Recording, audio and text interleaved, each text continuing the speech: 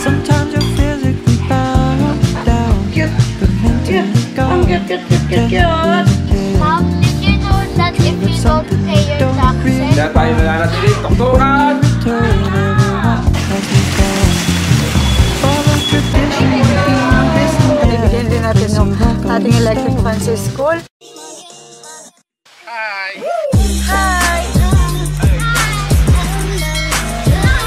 This is my family!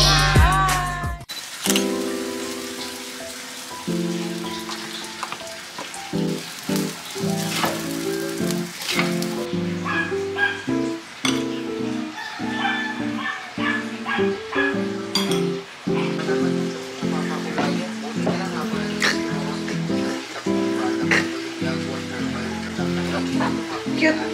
Cute! Ang cute! Hi! Good morning!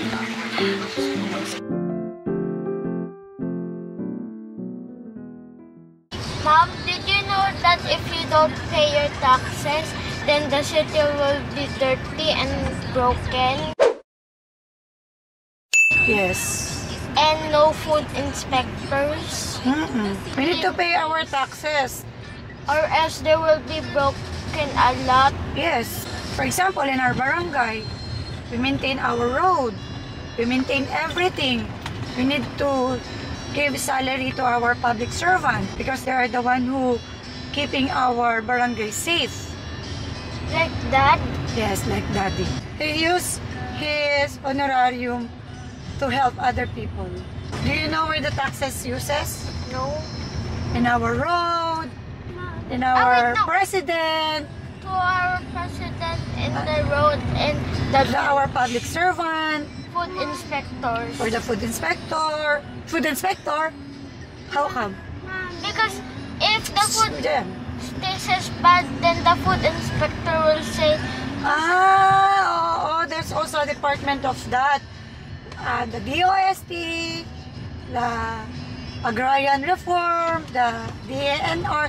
There's a lot of sectors that help us to maintain our country healthy, good, and clean, and safe. That's why all the people pay their the food taxes. inspector are tasting it because what if it's poisonous? Yes, they try everything to keep before going out to the market. It is very important to know that if it's safe or not, because people will suffer. Very good, ate. You know that things. Okay. Yes, JM. Why can you erase a pencil line but not a ball pen? Yes, we can erase the pencil because it's made of lead. How about the ball pen? Ball pen is made of ink. And the ink comes from squid. Really? Magandang tulong sa SES Vlog ni Gonzalo SES. Siyempre po, binabati po namin yung masisipag na staff ng center ng Barangay Tuktukan. Lalo na po kay Ma'am Ruth Pineda sa napakabait po na pagbibigay ng serbisyo sa Barangay Tuktukan. Mananatili po kayong dito hanggat nandito po kami. Ano po masasabi niyo, ma'am, sa pagsaservice dito? Maganda po ba? Mabait po sila, yung midwife. Kamusta po ba ang buhay natin? 20.5 Ilan po mga anak na yan? 3 po, sunod-sunod. Yan po yung konsyala natin na maganda. Konsyala, yes. Yan po yung vlog niya. Binablog po tayo niya lagi. Kaya natutuwa kami dahil nakikita na ibang tayo ng ginagawa natin sa Barangay Tuktukan. Kaya tayo nananatiling Tuktukan! Okay, maraming salamat, Ses. Sa Ses Vlog. Sana maging matagumpay pa yung pagbablog mo at maraming viewer. At pag nagkaroon ka ng maraming salapi, baka naman. Ate Pate! Ayan! Mami Shani! SK Philip! So, po ay sa DHW na naglilingkod dito sa ating barangay Tuktukan. kasi, wala daw po kasi tayo ginagawa. Kapagpaliwanag ko. Ang ganda mo naman, Te! Alam mo, pag talaga na tayo, mas gumaganda tayo. Ayaw po, sinabi mo pa po. Lalo to lang pera, no, Konsi? Gumaganda. Hindi kasi sanay na tayo. Sanay na tayo, walang pera. Pero, hindi ka po kasali sa amin. Kami lang po yun. Ops, nga malalim. Relax po. Wala, pinagkatawanan ka ni Julie, Consi, oh. Maganda mo kami ngayon. Pinagkatawanan ka ni Julie. Thank you so much po. Thank you so much. Yung jowa ko po, ano na? Tapos na po. Hindi kita lang. Tapos na. Nauna ka pa. Ang aming napakagandang midwife. Ayan. Say hi po sa aking vlog. Hello po. And siya, nandito tayo ngayon sa Pure Gold para kuhanin natin ang pinamili nating 28 pieces na electric fan. Kasi yun ipamimigay natin sa Tuktukan Elementary School. Ayan. Sobrang na-excite ako para sa mga bagets.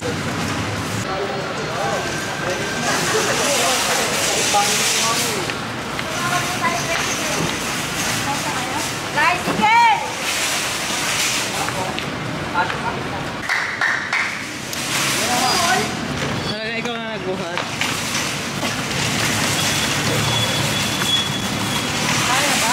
Ako bumagsak tali po. Tali po tali para ano dito na nagtali. Oh. Baka malaglag crying yung mga bata.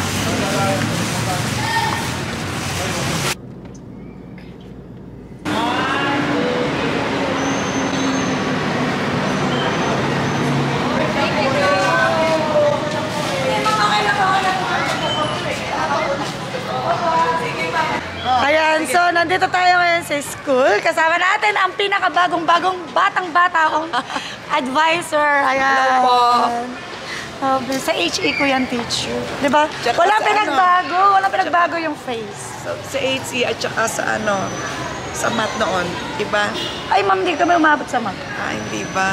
Pero Sa HE ako. At saka math. Ay, oo nga po, baka nga. Ala na, memory gap na. Halos parang magkaedad lang tayo, ma'am. mas natatandaan Tingnan mo ko pa. yung beauty mo tsaka yung beauty ko, magkaano. Oo naman. Ayaw ng edad, diba?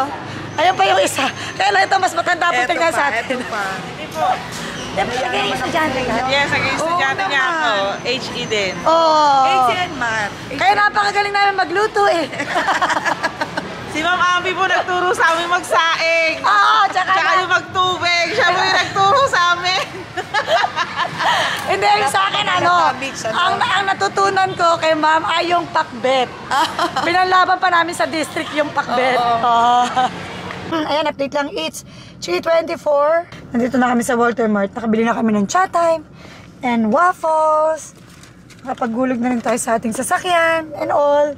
So, galing. Natapos natin lahat. Naibigyan din natin yung ating electric fan sa school.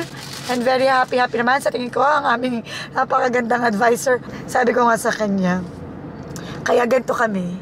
Kasi isa kami sa kanyang produkto. Yes. Talagang ang ating mga guro ay isa sa mga pinagpipitagan sa atin kung ano man ang ating Dahil kay Ma'am narating.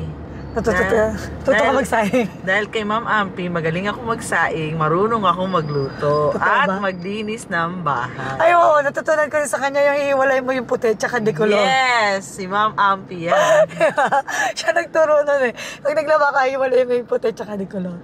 Nakakatawa Tsaka, naman. Siya, HE lang, siya yung teacher na hindi kanya tatawagin sa pangalan mo.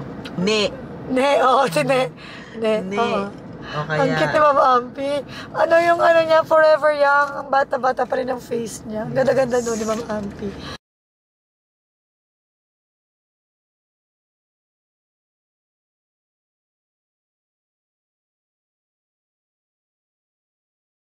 Ayan, since paghapon tayo sa labas at ngayon tayo nakauwi sa bahay, nagulat naman ako, napakatuloy ng pangyayari kasi nabago na yung kulay ng ating wall. Nandito ako sa room namin eh. Parang naligaw ako bigla. Ibang color dito. Yung napakatuloy ng pangyayari. So, yan. Yan ang ating room. So, ayusin na lang natin siya again. Since pinipinturahan yung ating master bedroom, so, nagpunta muna kami dito sa kwarto ni Ate Mariah. Ayan. So, dito muna kami matutulog tonight.